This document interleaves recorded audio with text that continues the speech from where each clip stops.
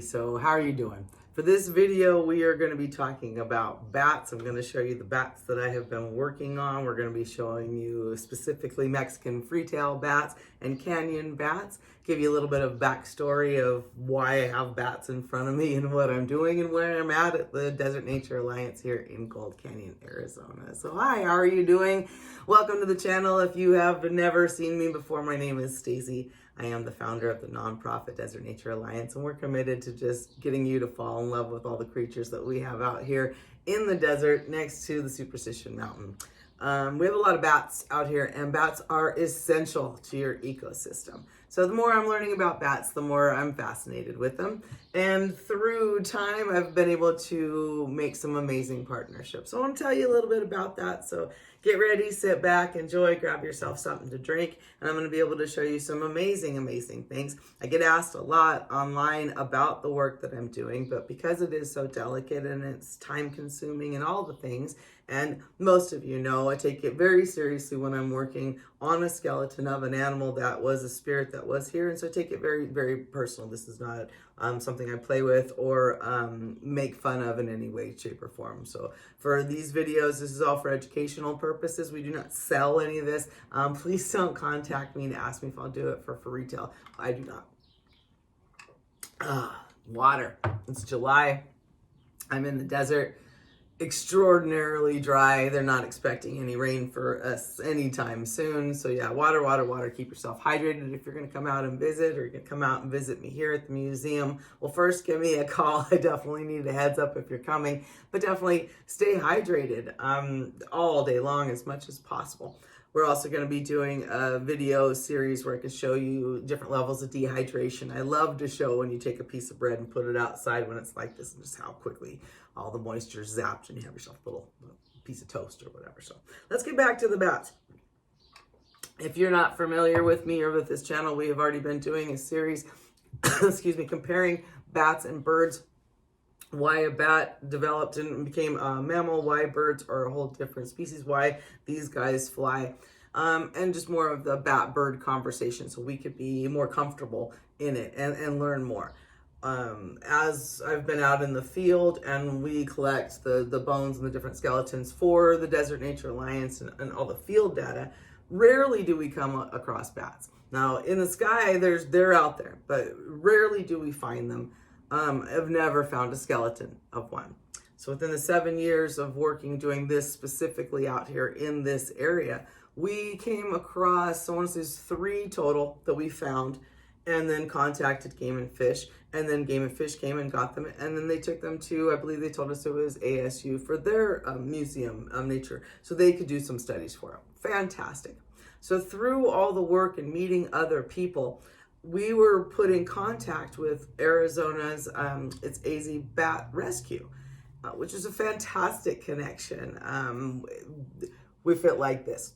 So we met each other, went to go visit and to see the work that Hallie's doing. She's amazing. She's taking bats that are injured for whatever reason or caught up in nets or whatever has happened to them, fixing them and getting them back out into the wild to eat all the insects that we need them to. And that sounds fantastic if you're picturing something the size of a bird, except these bats are not the size of birds. Teeny, absolutely tiny little bones, little everything. And it is important.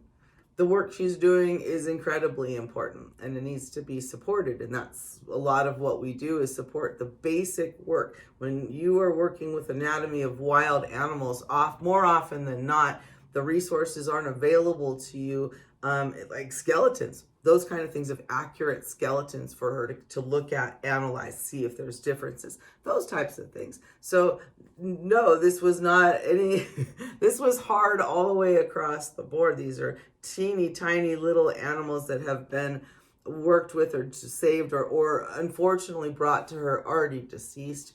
Then what do you do with them? They get disposed properly, all those kind of things. And then I came into the picture and said, would you allow me to try, because this is exceptionally hard and teeny tiny. Could I try to make skeletons for you? Could I learn the anatomy of these bats with you? Could I be part of the support in this way? And she was astoundingly wonderful about it, absolutely. So the first 2 bats that she gave me, because I said, please do not give me a lot. This is scary and a lot, and I didn't want to hurt anything. Most of the work that I do or had been doing prior to this were on things that are very substantial. Okay, this isn't going to fall apart easily on me if I start soaking it or using, this is a javelina head, and I'm still cleaning it. This is sturdy. I can stick it in peroxide. I could leave it for probably a week and nothing's going to happen to it. These bones for the bats, especially these canyon bats that she gave me, are just thread tiny, tiny, tiny. They can't be soaked. Those things can't happen. You try to clean them with beetles or other things and you risk a lot of breakage or having to glue stuff back together again. It is not as easy as you might think. I had worked a little bit with hummingbirds because birds, as you probably all know, have hollow bones. And so by working with tiny birds, like I have the hummingbirds, which is I'm still just very new at it, your dexterity, you have to be so careful on how you touch these things before the bones collapse. So by working with the hummingbirds first and then working with the larger bats. So she gave me, I'm going to show you now, this is a Mexican freetail bat. And this is one I have on display. And I didn't clean it all the way perfectly. You'll be able to see that. And I'd love for you to come see it in person here. Because I honestly I was terrified. I was terrified. I was given 2 bats. I didn't want anything to go wrong with it. The first one that I had worked on was working amazingly well. And that was the one that I wanted to give back to the rescue so they could use it for their references and all those things. And then she delightfully gave me the other one that I was still working on. Said, you keep that one, you keep working. So we got it to a point that I wasn't comfortable enough with this one to continue soaking it without thinking I would lose parts or pieces. The teeth are tiny, you guys. These are tiny, tiny teeth. So I didn't, and we stopped at a certain level, and I put it under glass on display. So this will go back and display, and this is actually part of its wing, so I do have some of the material. And so when you are here, if you come in, if you're an instructor, I definitely can help you make videos where you could use something like this and teach these to your classes, or you come in just to learn and see about it. And I am hoping in the future, Hallie and I with Arizona Bat Rescue and the DNA, we can put together some kind of big event for you guys. But as you can imagine, we're both busy. so that's where we are right now. If you're interested in this, please reach out, please go online, do some bat homework, look them up, see how absolutely adorable they are. Like I said, it's Arizona Bat Rescue. Do a little shout out, say I saw Stacy on the DNA and would love to support you guys. So as we keep learning about our little bats, what I have done, I have multiples now. So when I went back to Hallie and said, okay, I think I can do better. I think I can do more. There was no breakage the first time. We didn't do bad. We were left with a little bit extra of the skin. It wasn't bleached white perfect. I didn't have those skills yet. And could we keep going? Absolutely. She loved what we had done, really felt that there was more value in the real skeleton often when you go someplace that's some kind of replica.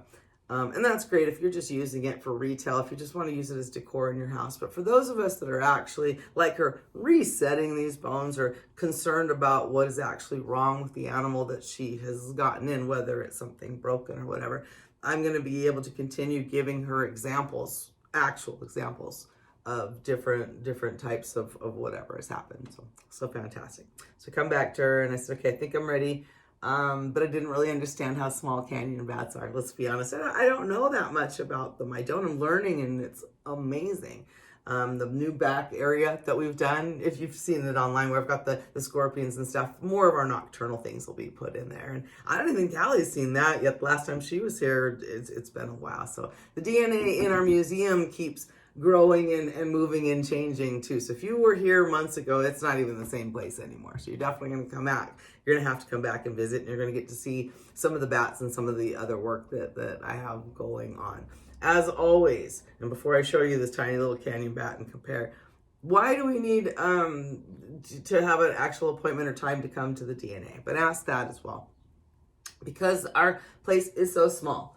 This is only about 600 square feet. We are a nonprofit. It's exceptionally hard to raise your funds just to stay in a building when you don't do a lot of retail. We do education. You guys know that we're community support. We do education.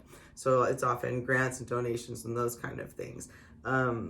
So yeah, oh, excuse me. So in order to have you guys come out and enjoy the experience in such a small space, we ask that you let us know what time that you're coming or what day that you want to come, and we make that happen. And also we let you know that way if somebody else has that time. There are certain people that we have as visitors that come in that need different mobility issues. We move tables around, whatever it might be. And so we try to make the experience that you have in here the best that we possibly can, provided in such a small space. And that's why we do a lot of the outreach and show you stuff that we can't, because there's just not enough space and just not enough hours in the day, and there's just not enough meat or whatever to go around. So that's some of it. So that's why I need you to be able to reach out to me and say, hey, Stacey, we want to come out.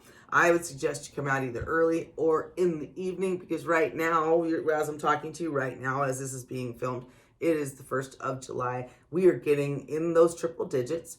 Hot, you guys. So the middle of the day is super hot, and it's really not the time that you should come and be out here exploring. If you want to come out and visit us and see the bats and see the things that we're working on, see the superstition, go hiking at the hieroglyphics, do that very early in the morning. Check your temperatures and drink your water, okay?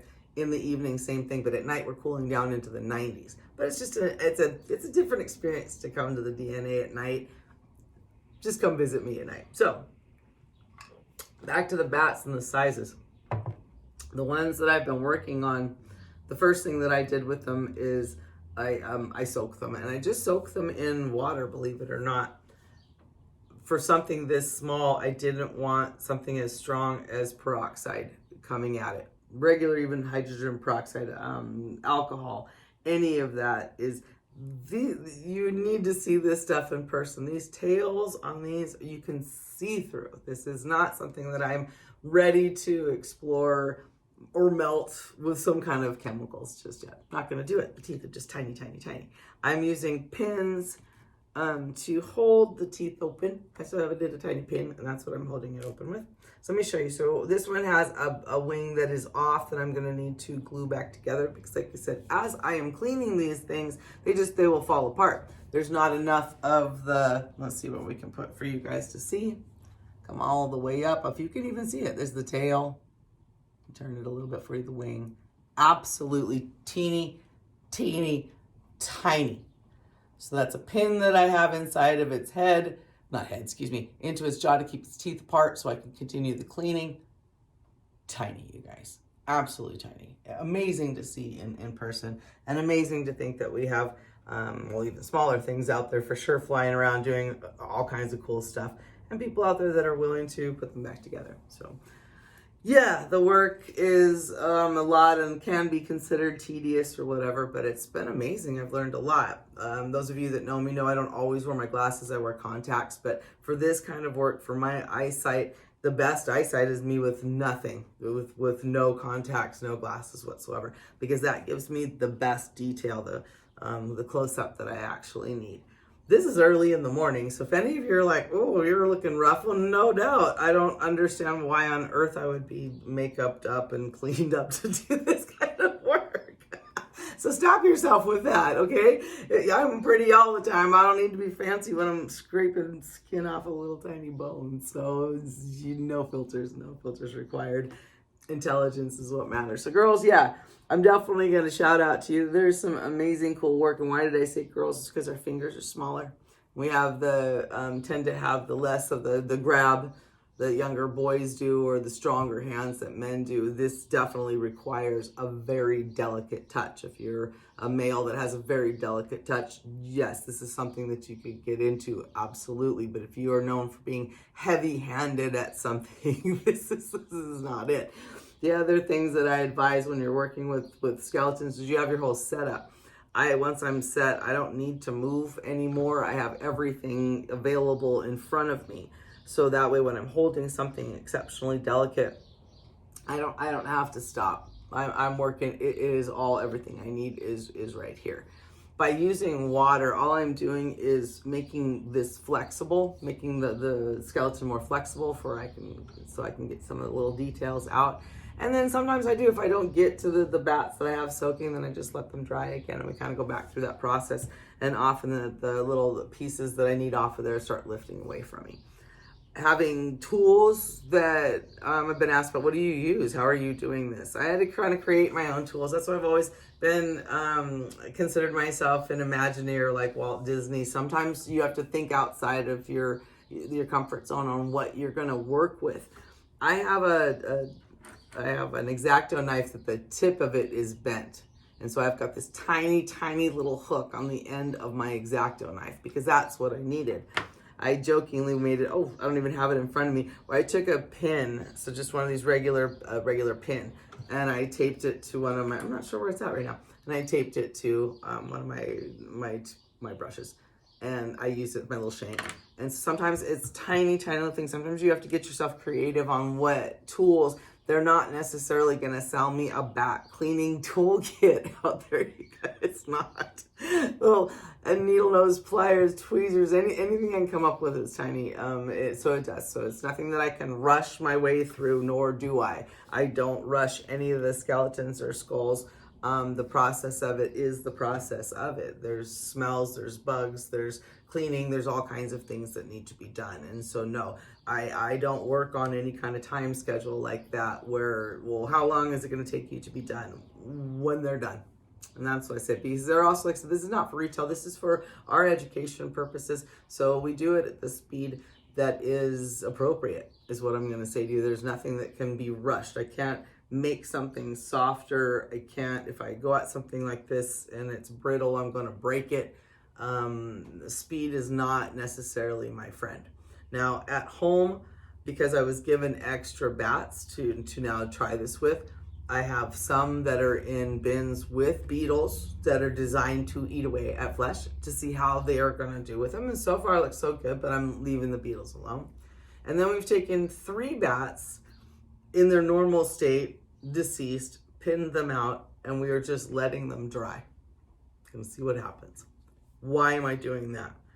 For all the reasons that we've just stated, for all the different ways to learn when you have found something, the state you found it in, and to understand it. There's all of the bugs and the entomology that goes along with all of it. Like I said, who's eating the bats for me or not eating them for me. Sometimes they weren't as cooperative. What chemicals that I was going to use.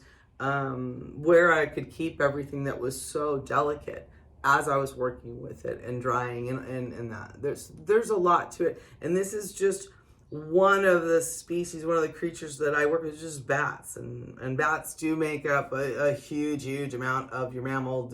Look that up. I can't even start even getting into the numbers right now. But then I still have other work to do, as you guys see. So yeah, if you watch me drop off the radar, sometimes you're like, where's Stacy? What's she been doing? I'm doing things like this, where I have to seriously focus and concentrate, because there is no going back. There is no, once it's broken, it's gone. Once you've lost it, there's no. Okay. And if you're looking to, you're like, I really love what you're doing, Stacy, and I want to support you, I want to help you with this. There's tons of different ways that I could get support and help from you guys. Anything from the finances, like I said, make my own tools, buy my tools from Harbor Freight or wherever I go, the boards that I put things on, moving our videos around, the thumbs up, the like and subscribing. There's tons of different ways to support. If you're somebody who knows how to do grant writing, contact us. Of course we could use help for all of that. If you're interested in the bats, if you're interested in the program and you want to learn more what we're doing, first and foremost, I'm going to say you're going to contact Arizona Bat Rescue. She's got more of the hard facts. She's going to be able to tell you a lot more about bats than I'm going to. But with me, I'm going to tell you, start learning, start cracking open that book. I am your cheerleader for it all, right? I think they're amazing. I'm learning myself. So let's all learn together as we go. By looking at these bodies, it's amazing, because there's no doubt in your mind when you look at it that it's a bat. There's nothing that tells me this is a bird. And I still question why. Where in nature, how does that all work? How did this, I just don't understand it. Am I looking at a very small dinosaur? Was this one? The birds are just absolutely incredible. the flight, the engineering that has been created because of watching bats and birds, all of it. Oh, so yeah, so long video already, guys. Sorry, but yeah, this kind of stuff is absolutely amazing. So I got 2 canyon bats soaking over here. Let me show you if I can show you how flexible this becomes once they're soaking. Like, look at that arm just moving for me. So I'll be able to clean that up pretty good. But I gotta be exceptionally careful. Yeah, I don't have gloves on at this point because I really just need to be able to touch. So if you have any questions, comments, all of that, go ahead, put them in the box. I need you guys to talk to me a little bit. I need to get this stuff moving around more. We need to get the DNA's heart pumping a little bit more in the YouTube universe. Thank you guys so much. Thank you for being a part of it. And I look forward to talking to you again soon. Bye.